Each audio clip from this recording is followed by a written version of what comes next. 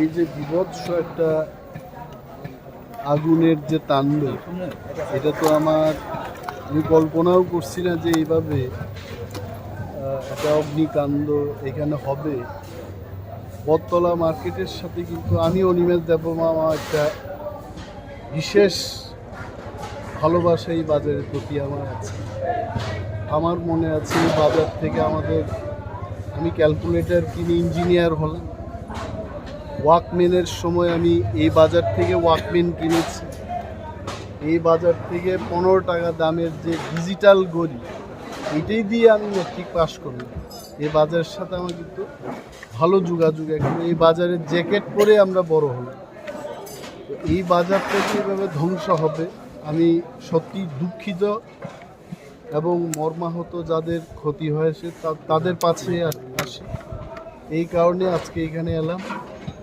সরকারের কাছে আমার একটা দাবি থাকবে, মৌখিক না, লিখিতভাবে আমি দাবি জানাচ্ছি আজকে, যে এই অগ্নিকাণ্ডে যারা ক্ষতিগ্রস্ত হয়েছে, রাফলি 140 to 155 শপকিপার্স ডাইরেক্টলি ওনাদের ক্ষতি হয়েছে এবং আপনারাও দেখেছেন total it has been gutted to fire. এটাকে পুনরুদ্ধারের আর কোনো ব্যবস্থা নেই, নিউ কনস্ট্রাকশন।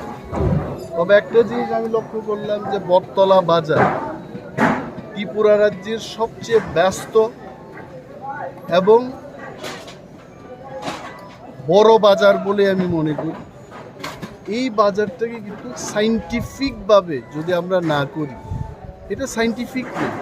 আপনারা ওনাদের কাছে শুনেছেন যে ফায়ার সার্ভিসের গাড়িটা ঢুকতে পারছেন, it is not scientific.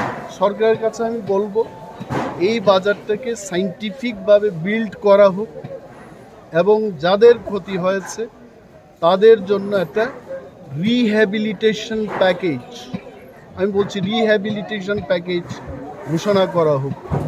Disaster ম্যানেজমেন্টের ক্ষেত্রে কি হয়, ভূকম্পে যারা ক্ষতিগ্রস্ত হয় তাদের 2 লক্ষ টাকা বা 5 লক্ষ টাকা, ট্রেন অ্যাক্সিডেন্টে যারা মারা যায় তাদের যেমন একটা প্যাকেজ দেওয়া হয়, সরকার অতি দ্রুত এই রিহ্যাবিলিটেশন প্যাকেজ যেন ঘোষণা করে তার দাবি আমি করছি।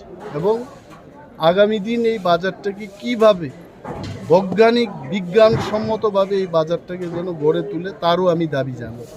As a leader of opposition সরকারকে আমি এটাও দাবি জানাবো যে আপনারা যখন ডিজাইনটা করবেন দয়া করে বিরোধীদের সাথে নিয়ে এটা করবেন, কারণ এই বাজার আমাদের সবার বাজার। এই বাজারটা যেন রক্ষা হয়, ভালো হয়, আরও যেন ভালো হয়, এটার দাবি আমার।